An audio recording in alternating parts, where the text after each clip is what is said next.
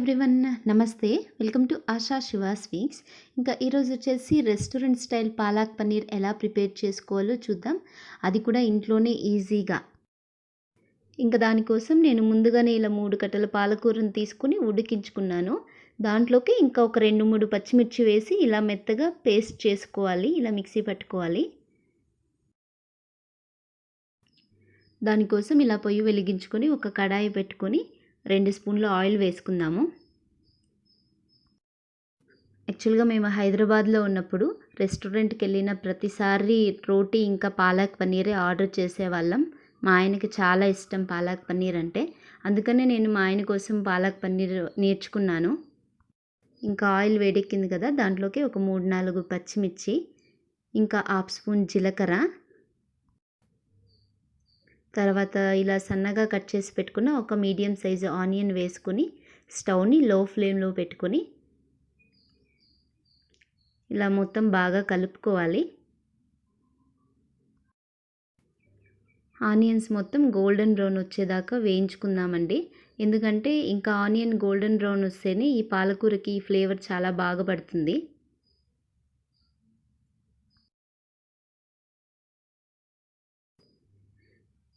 చూసారు కదా, ఇలా బాగా గోల్డెన్ బ్రౌన్ అయ్యేదాకా వేయించుకొని దాంట్లోకి 1 స్పూన్ జింజర్ గార్లిక్ పేస్ట్ వేసుకోవాలి. అది కూడా మొత్తం పచ్చి వాసన పోయేదాకా ఇలా వేయించుకోవాలండి.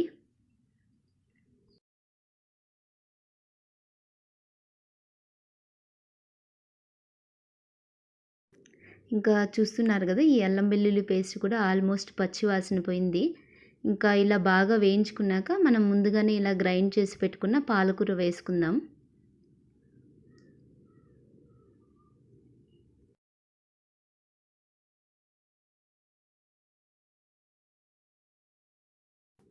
ఇంకా ఆనియన్స్, ఎండుమిర్చి అవన్నీ బాగా మొత్తం కూరలో కలిసేలాగా మొత్తం ఇలా కలుపుకుందాం.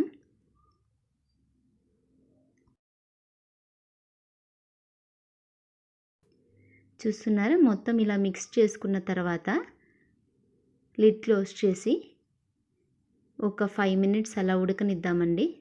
ఇలా 5 మినిట్స్ ఉడికిన తర్వాత ఒక 100 ml వాటర్ యాడ్ చేసుకున్నాను. వాటర్ యాడ్ చేసిన తర్వాత మొత్తం మిక్స్ అయ్యేలాగా కలుపుకొని లిడ్ క్లోజ్ చేసి మళ్ళీ ఉడికించుకోవాలి. ఇంకా మధ్య మధ్యలో అలా కలుపుకుంటూ మళ్ళీ మూత పెట్టి ఉడికించుకోవాలి. యాక్చువల్గా మూత పెట్టుకుని ఉడికించుకోవడం వల్ల మనకి ఆవిరి ఏదైతే ఉందో అది బయటకు వెళ్ళకుండా లోపలే ఉండి బాగా ఆ కూర ఏదైతే ఉందో అది బాగా కుక్ అవుతుంది. ఒకవేళ మనకి క్రిస్పీగా ఏదైనా ఫ్రై అలాంటిదైతే మనం మూత పెట్టకుండా నార్మల్గా ఉడికించుకోవచ్చు. ఇంకా ఇప్పుడేమో 1/2 స్పూన్ గరం మసాలా, ఇంకా దాంట్లోకి 1/2 స్పూన్ కస్తూరి మేతి వేయడం వల్ల ఇది మంచి ఫ్లేవర్ వస్తుందండి. మనకి కస్తూరి మేతి బయట షాప్స్లో కూడా దొరుకుతుంది. ఇంకా ఇదేమో 1/2 స్పూన్ జీరా పౌడర్ వేసుకున్నాను. ఇంకా దాంట్లోకే 1 స్పూన్ కారం కూడా చూసుకొని మనకి తగినంత మనం ఎంతవరకు తినగలుగుతామో అంతవరకు వేసుకోండి. ఇంకా ఇదేమో 1 స్పూన్ ధనియాల పొడి వేసుకున్నాను. తర్వాత తగినంత ఉప్పు, ఇవన్నీ వేసుకొని ఇలా బాగా కలుపుకొని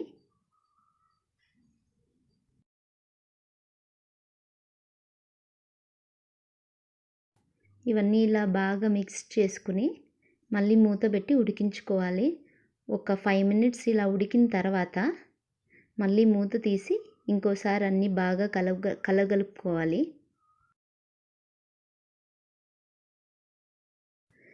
ఇలా మధ్య మధ్యలో అలా మిక్స్ చేసుకుంటూ మూత పెట్టుకుంటూ ఉండాలి.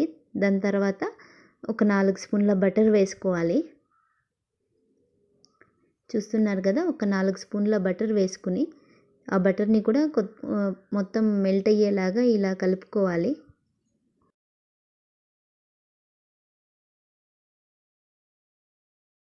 ఆ బటర్ మొత్తం ఇలా మిక్స్ చేసుకుని బాగా కలుపుకున్న తర్వాత మళ్ళీ మూత పెట్టుకుని మనం ఒక 5 మినిట్స్ ఉడికించుకుందాం.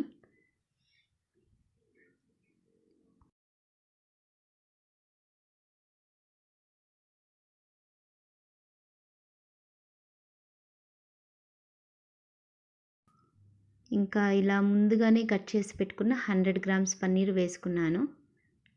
ఇంకా అది కూడా ఈ సైజులో కట్ చేసుకోండి. చాలా చిన్నగా కట్ చేస్తే కనుక మనం కలిపేటప్పుడు విరిగిపోయే ఛాన్సెస్ ఉంటుంది పన్నీరు. ఇంకా ఎక్కువ సేపు కూడా ఉడకాల్సిన అవసరం ఉండదు పన్నీరు.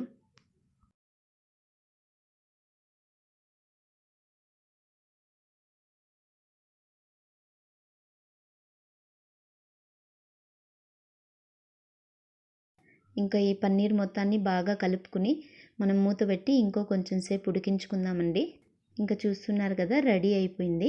ఇంకా ఫైనల్లీ దాంట్లోకి ఒక 2 స్పూన్ల నెయ్యి వేసుకొని బాగా కలుపుకుందాం. యాక్చువల్‌గా దీంట్లోకి క్రీమ్ వేసుకుంటారండి. క్రీమ్ వేస్తే మంచి టెక్స్చర్ ఇంకా టేస్ట్ వస్తుంది. ఇంకా మాకైతే క్రీమ్ అవైలబిలిటీ లేదు. సో, అందుకని నేను క్రీమ్ వేసుకోలేదండి. క్రీమ్ వేసుకుంటే మాత్రం ఇంకా మంచి టేస్ట్ వస్తుంది. ఇంకా చూసారు కదా, ఎంతో టేస్టీగా ఉండే పాలక్ పన్నీర్ రెడీ అయిపోయింది. అది కూడా రెస్టారెంట్ స్టైల్‌లో పాలక్ పన్నీర్. ఇది రోటీతో ఇంకా పరోటాతో దేనితో అయినా తినొచ్చు. చాలా బాగుంటుంది. ఇంకా మనం పాలక్ పన్నీర్ కావాలి అనుకున్నప్పుడైతే రెస్టారెంట్‌కి వెళ్ళాల్సిన అవసరం లేదు. ఇంట్లోనే ఈజీగా ప్రిపేర్ చేసుకునేయచ్చు. ఇంకా ఈ వీడియో మీ అందరికీ నచ్చింది అనుకుంటున్నాను. థ్యాంక్ యూ సో మచ్ అండి. Bye bye.